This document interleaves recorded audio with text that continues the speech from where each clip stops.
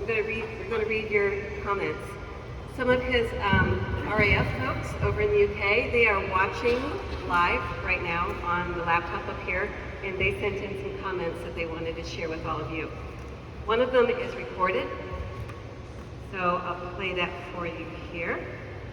And this is Kevin. Kevin was Chris's backseater.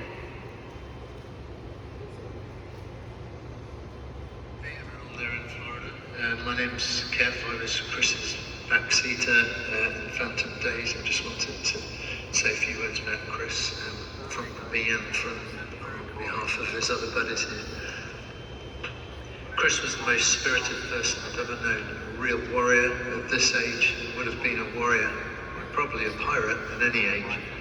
But he was also so much more. He was properly multi-dimensional.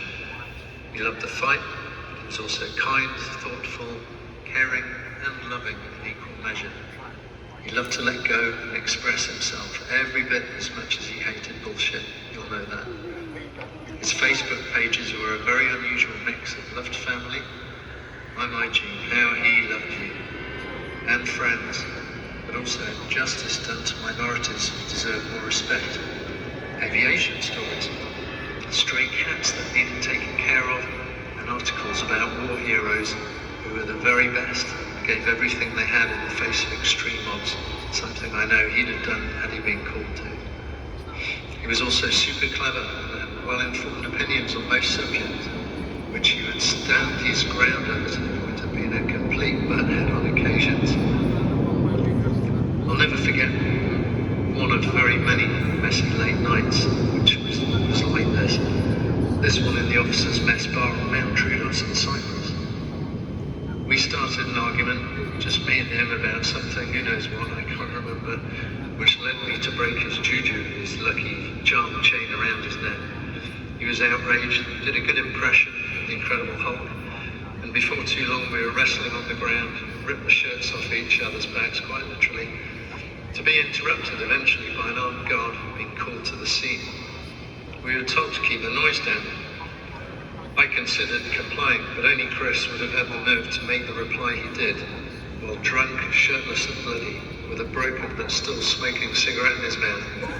Don't talk to me like that, I'm an expletive officer. However, disagreements always ended with his wicked smile that I should miss so much, and a brotherly embrace which I had so hoped to have again, but had been denied like all of us. Chris was, and he will always remain, a complete legend. A feisty, flying, caring, thinking, drinking, laughing, loving legend. Thank you to everyone there for letting his absent friends take part from a distance. We really appreciate it.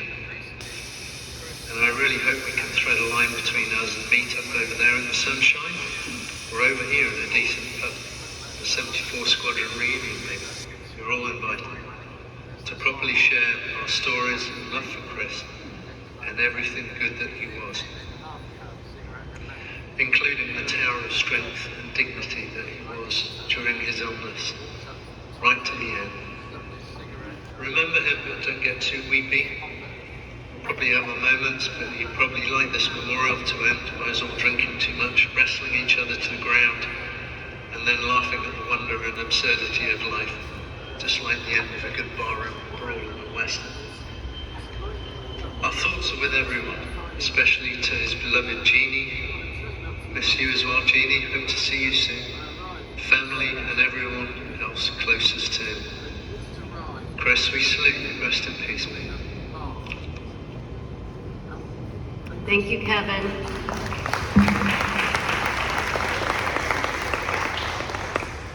Andrea, I think you have one that you can read. Would you like to read one? I have two more notes from some of Chris's friends. The first is from Russ Alcorn, a fellow pilot of his. And Russ says, Chris will desperately be missed by us all. He epitomized everything that a fast jet fight pilot should be: measured aggression, humility, empathy, a vicious sense of humor, razor-sharp dexterity, but most of all, a true sense of comradeship, friendship, and team spirit. He had an inviolable and annoying talent of making the task of flying a fighter jet look matter-of-fact and routine. Nothing could be further from the truth, but Chris was known as laid back for a reason, and he excelled in carrying this reputation off. He was loved by us all, and no one will forget him riding his motorbike down the taxiway in swimming trunks in the middle of the British summer at RAF Wattisham, when he should have been alert next to his fully armed Phantom jet, a classic LB moment. He will be desperately missed by us all. We love him like a brother. Move on peacefully, Chris. You will always be in our hearts and minds. From Russ, on behalf of all 74th Squadron Air and Ground crew who knew and loved him well.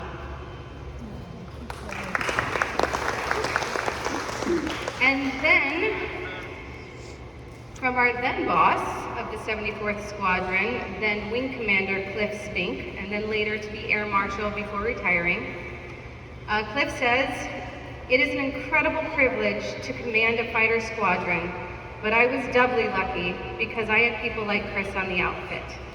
He was a total extrovert with a heart of gold.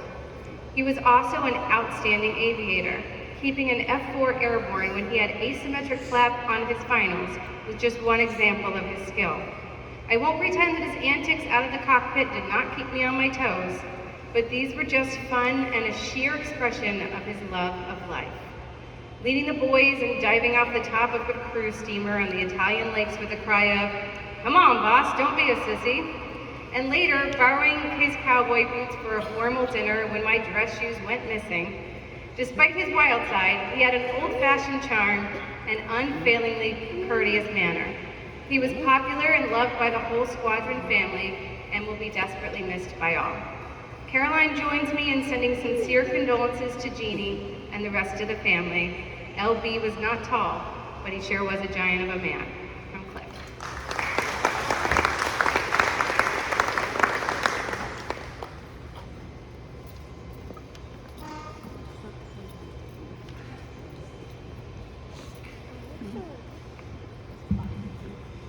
Okay, you all should have received there's words to a song that Mike and company are going to perform, and please